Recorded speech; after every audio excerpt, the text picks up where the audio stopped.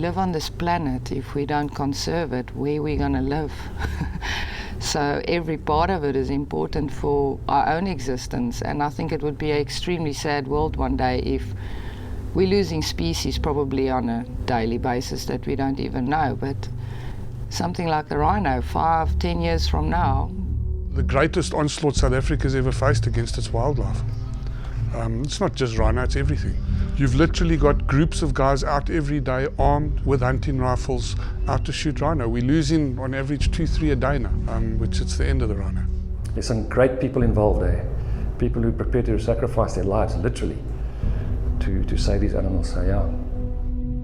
There's massive crime syndicates now, there's demand overseas in Vietnam and that, and a lot of other countries, a lot of Asian countries that have this crazy belief that rhino horn can cure cancer, can be used as an aphrodisiac, this and that. But now it's gone beyond that false belief system of a rhino horn can actually cure my ailments. It's actually become a status symbol, and a lot of the top flying kind of corporate guys, and a lot of guys are snorting rhino horn instead of cocaine. So it's actually superseded all these mystical beliefs in that, and has become an item of great value. Rhino horn is seen as something that sets you apart from your peers. It's a sign of wealth. So as a consequence of which, South Africa's rhinos are going to pay the price. I think the horns are they're valued around $65,000 a kilogram of rhino horn.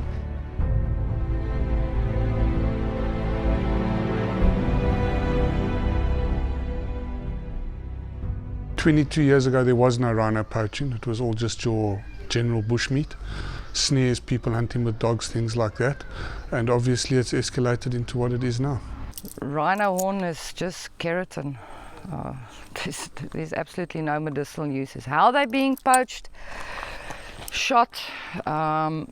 Mainly, it's a very big animal, so you won't be able to kill it in any other means, or what they also use is very thick wire snares. What's become a big problem with rhino poaching is the calves. Often they won't leave their mother when the mother's been shot, and the poachers either shoot them or hack them with pangas to keep them away. So we need what we call the rhino ambulance now to go and fetch them. The animal gets loaded from the back, or vet or veterinary nurse can stay here with the animal. She can regulate the temperature. Animal will be safely put in there, and she can hang her drips up on the hooks up there. Your biggest killer when moving an animal around is stress. It's out of an environment, it's been through a traumatic set of circumstances via the poaching, so it's got to be moved as quietly and with as little disturbance to it as possible. I don't think you can ever stop learning. I learn every single day. Every course that I present, I learn from students' research that I give them to do. A passion of mine is anti-poaching. It's also one of the lectures of my own research that I give, and learning about all the new developments in the poaching industry, which we then have to counteract with anti-poaching. There is no typical rhino poaching. You can arrest a school teacher, a bank manager, a guy that works in the garden, a guy who owns a helicopter. It can be anybody. There's just so much money involved. Most of the poaching is taking place in the Kruger National Park at the moment, but the last 2 years there's been a major influx of poachers coming into areas outside of the park, the private sector where we work. The Kruger Park's geographically is in a hell of a tight position because it's got Mozambique, which is the 5th poorest country in the world, on its eastern boundary. Then on the western boundary, most of our former homelands, where a lot of poor people live, border them on the west. So they're right in the middle of it. They get tackled from all sides. We've tried to make our rhinos more unattractive to the poacher by adopting dehorning as our preferred method, of keeping poachers away. The dehorning of the rhinos is meant to do nothing more than buy us time, because we know, having also now just repeated that exercise after 3 years, obviously the horn will grow back, and then the rhinos become attractive again to poachers. Everybody thinks that if you look at the rhino's sloping head like this, and the horn's growing out like this, they think that the horn sits flat on the face like this, on the skull, but it doesn't. It actually sits on a mound of bone. There's a mound of bone like this, and the horn sits like a cone on top of it. So if you were to cut right at the bottom where the horn is, where it grows out, you're going to cut right through this bone, and this bone is connected to the nasal cavities. In other words, it's connected to the nasal sinuses. So what we do is a rule of thumb with an adult is we measure from the base of the horn up about 8 centimeters, mark it all the way around, and we cut there. So you are still leaving some horn behind. It's just like a rim of horn around this bone, but to the poacher it looks like solid horn, but it isn't. But we can't go any lower than that. Yeah, that's basically it. You cut it off with a chainsaw. It sounds brutal, but there's nothing. You try and cut that horn with anything else, I tell you. You could probably cut it with another type of a saw, but it'll just take you the whole day. So you just cut it off quickly and then wake up the animal, give it some antibiotics and break it up. We use a lot of high visibility advertising in and out of town, explaining that this is a dehorned zone. There is no real value for poachers to come to this area. At the same time, the warning goes out that we have a zero tolerance to poaching.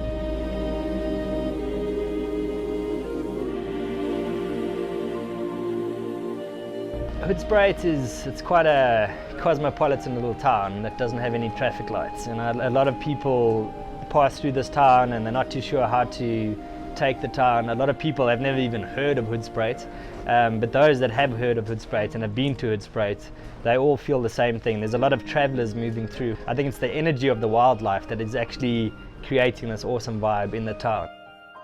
What's really incredible about this town is the cosmopolitan feel that seems to have grown over the last few years.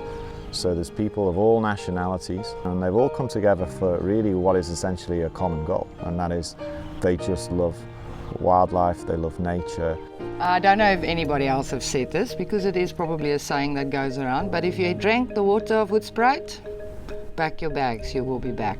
When I first came to Hoedspruit, it immediately had that home vibe, and it's never left. Where the town begins to benefit is, we're bringing in people with all sorts of life experiences and all sorts of skill sets and huge levels of passion for wildlife conservation. Now, if we also accept that Hoedspruit, just from its geographical perspective, is the centre of wildlife tourism for South Africa, if not Southern Africa, that has to be an incredible thing for this town. It's attracting like-minded people from all around the world that are in tune with what's going on and in tune with wildlife and nature. And so it's not just a small little town in the middle of nowhere. It's probably one of the most special places in the world. And as I say, most people that venture through here actually, they feel that and experience that. We have an elephant behind us, do you know that?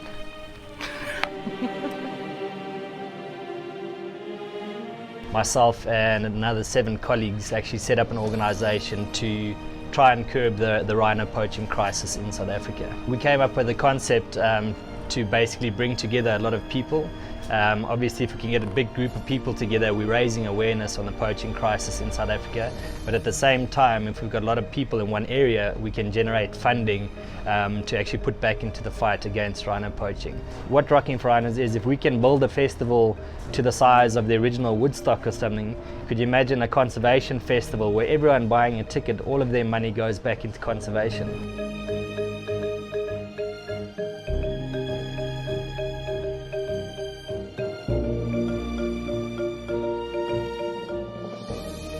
I always teach my students that as a guide, if your guests left, they've been with you for a day or 2 or maybe 4, and the next time they come home and they don't switch a light on because they now thinking of conservation without them actually even realizing it, you've done a job, not just chasing the big 5 and showing people animals that they actually can see in a zoo much closer.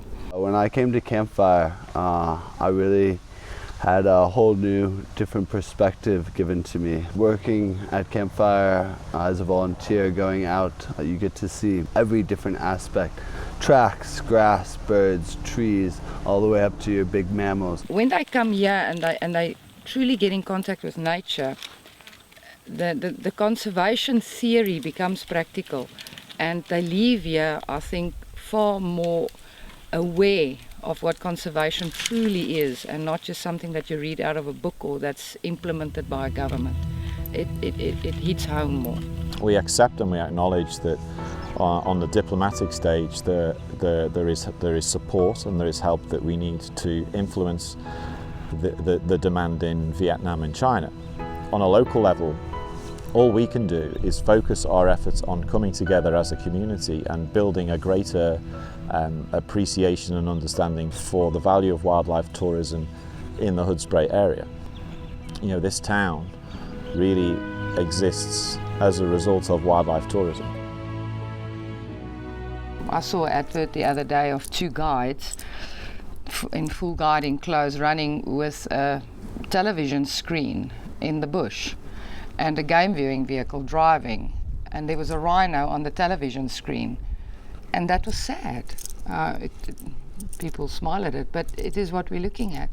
And from the most important or fascinating species we have to something like an ant going extinct impacts everything. So conservation is, for our own survival, extremely important. If rhinos fall, you know, what are we doing to this planet? You know, we need to stand up and say no. Rocking for Rhino's stance on the trading rhino horn is definite no. This should be about saving rhinos. I would just implore people to sit on the fence and look at both sides of the argument rationally. The whole idea of legalizing the trade, we're going to shoot ourselves in the foot big time, I believe. At the current rate, rhino poaching is increasing by about 45% a year. It means by the year 2019, we're going to need 107 tons of rhino horn to meet that demand. Yes, maybe if they had to put together a good business model, then maybe, you know, the trade in rhino horn would work. But even if it does work, why would you now diminish a wild animal to domestic livestock? Africa as a whole is known for its variety of wildlife, and all of a sudden if you start domesticating stuff to farm horn and that, then it's just a cow. Do you know what I mean? You're taking away that wild essence of what a rhino is. And I mean, it's part of its body. It's there for a reason. You know, it's not just something you can chop off and okay, sweet, it will grow back. You know, I mean, what about the rhino? Surely, you know, an animal has to have some sort of rights. Why do we just have to harvest everything? Why can't we stand up to the world and say, no, you can't have rhino horn because it's not yours?